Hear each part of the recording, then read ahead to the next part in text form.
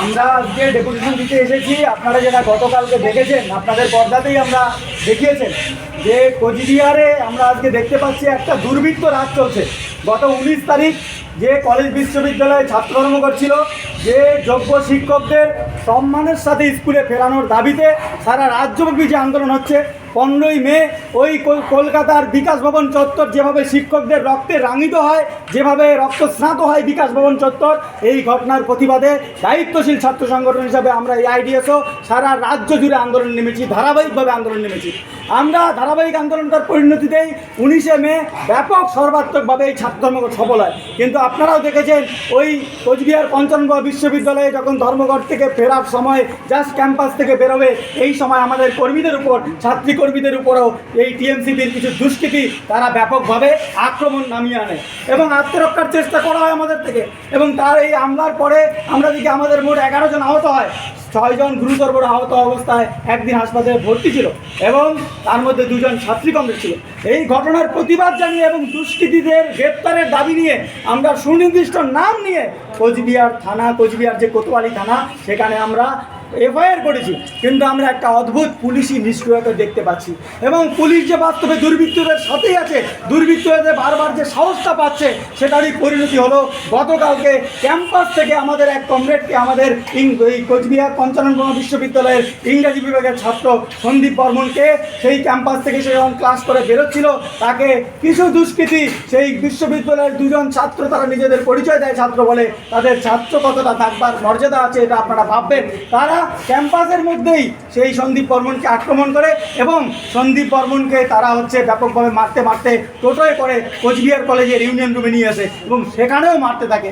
পুলিশকে বারবার ঘটনাটা জানানোর সত্ত্বেও, ওভার টেলিফোনে ওই IC স্যারকে এবং সবাইকে জানানো সত্ত্বেও তারা গড়িমসি করছিল যেতে। আমরা থানায় দৌড়ে যাই এবং বাধ্য করি GD অফিসারকে যে সেখানে পাঠাতে।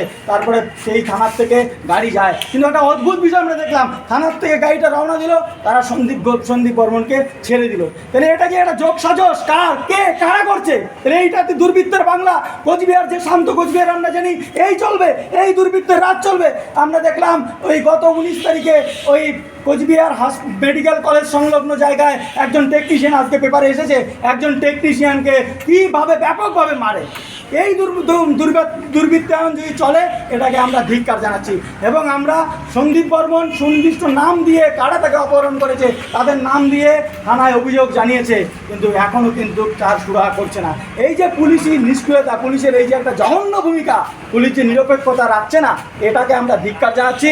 আমাদের এই জেলার সর্বময় কর্তা জেলা শাসক মহাশয়, তার কাছে আমরা এসেছি, তাকে আমরা পুরো অভিযোগটা জানাবো এবং তাকে আমরা দাবি করছি যে অবিলম্বে এই পুলিশি নিষ্ক্রিয়তা সহ পুরো ঘটনার নিরপেক্ষ তদন্ত হোক এবং দুষ্কৃতীদেরকে গ্রেপ্তার করে দৃষ্টান্তমূলক শাস্তি দেওয়া হোক, এই ডিমান্ড আমরা করছি। গতকাল যে কোচবিহার কলেজে যে এই নিন্দনীয় ঘটনা ঘটেছে, AIDS আপনাদের কর্মীদের যে ইউনিয়ন কমিটিতে মারা হয়েছে, এটা শিক্ষা প্রতিষ্ঠানে এরকম একটি ঘটনা, কি বলেন? একদম আপনি ঠিকই বলেছেন। একটা শিক্ষা প্রতিষ্ঠান যেখানে ন্যায় নীতিবোধ, গণতান্ত্রিক মূল্যবোধ, কলেজ যেখানে ছাত্র সংসদ, ইউনিয়ন থাকবে, যার মাধ্যমে গণতন্ত্র কনসেপশন, আমরা যে পার্লামেন্টারি সিস্টেমে আছি, এটা বুঝে বুঝে তারা এগোবে। কিন্তু আমরা দেখতে পাচ্ছি কি, এই কলেজ ইউনিয়ন বহুদিন থেকে বন্ধ, ছাত্র সংসদ ইউনিয়ন বন্ধ এবং এই যে বিভিন্ন কলেজে যারা ছাত্র সংসদের নাম করে যে বাহিনীগুলো আছে, তারা বাস্তবে তোলার জন্যই আছে, তারা বাস্তবে মাস্তানি করার জন্যই আছে এবং রাত হলে সেখানে মদ গাছের আড্ডা বসানো এদের মূল টার্গেট।